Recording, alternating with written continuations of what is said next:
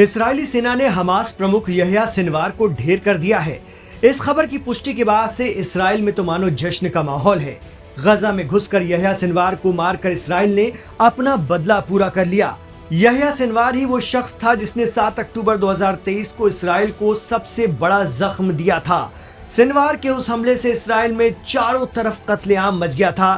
अब उसकी मौत के बाद इसराइली सेना ने उसकी आखिरी पलों का वीडियो सोशल मीडिया पर साझा किया है, जिसमें सिनवार सोफे पर बैठे दिख रहा है और ड्रोन को देखकर सिनवार ने उस पर हमले की कोशिश भी की, लेकिन आखिरकार यहया सिनवार को ढेर कर दिया गया। सिनवार से पहले इसराइल ने जुलाई में हमास के राजनीतिक प्रमुख इस्माइल हानिया को भी तेहरान में मार गिराया था। सिनवार की मौत के बाद आईडीएफ ने शव और शव के पास मिले सामान को जब्त कर लिया, लेकिन इनके वीडियो और तस्वीरें भी साझा की हैं।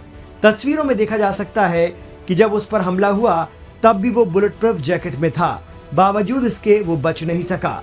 इसके अलावा सिनवार के शव के पास से बुलेट प्रूफ जैकेट, बंदूक, पासपोर्ट, कुछ पैसे, घड़ी, तस्बीह, मस्जिद अक्सा की तस्वीर वाला दुआओं का एक कार्ड, एक पंचसूरा, नेल कटर, टॉर्च, मेंटोस और मिंट जैसी चीजें नजर आ रही हैं।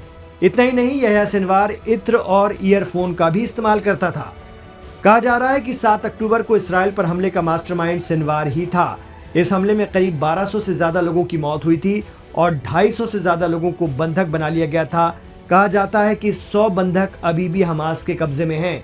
इसराइल ने गजा में जवाबी अभियान की शुरुआत से ही इसे खत्म करने का संकल्प ले रखा था। पूरे युद्ध के दौरान सिनवार सार्वजनिक रूप से कभी सामने नहीं आया।